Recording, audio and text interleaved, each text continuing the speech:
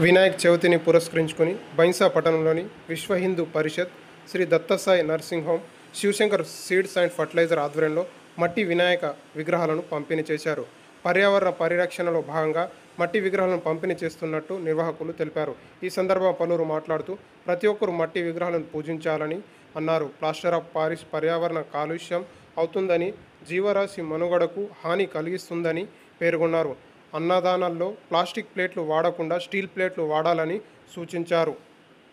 ఈ కార్యక్రమంలో పలువురు పాల్గొన్నారు.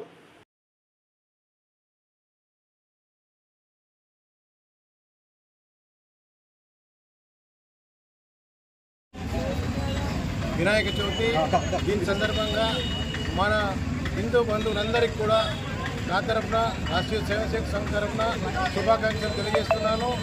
ఈరోజు హిందూ ఉత్సవ సమితి వినాయకులు వితరణ, మట్టి వినాయకుల వితరణ కార్యక్రమం ఏర్పాటు చేయడం జరిగింది. చాలా ప్రతి ఒక్కరూ విగ్రహాన్ని తయారు చేసి మనము దాన్ని చంద్రం పెట్టేసి దాన్ని పొడి చేసి నిమజ్జనం చేసేవాళ్ళం. కానీ ఈ మధ్యన ఇవన్నీ రంగురంగులు కెమికల్స్ విగ్రహాలను తయారు చేస్తున్నారు. దానికి మనకు పర్యావరణం చాలా చెడు చేస్తుంది. మన హెల్త్ సమస్యలు కూడా పునరావృతం అవుతాయి. మళ్ళీ ఇప్పుడు డ్యామ్లలో వేయడం కానీ, చెరువులలో వేయడం కానీ ఇది కరెక్ట్ కాదు. అందుకొరకు మనం పర్యావరణాన్ని కాపాడుకోవాలి అని అంటే మన కలర్ గణపతులను, కెమికల్ గణపతులను, ఈరోజు ప్లాస్టర్ ఆఫ్ ప్యారిస్ అటువంటి విగ్రహాలను వేయకుండా ఉంటే బాగుంటుంది.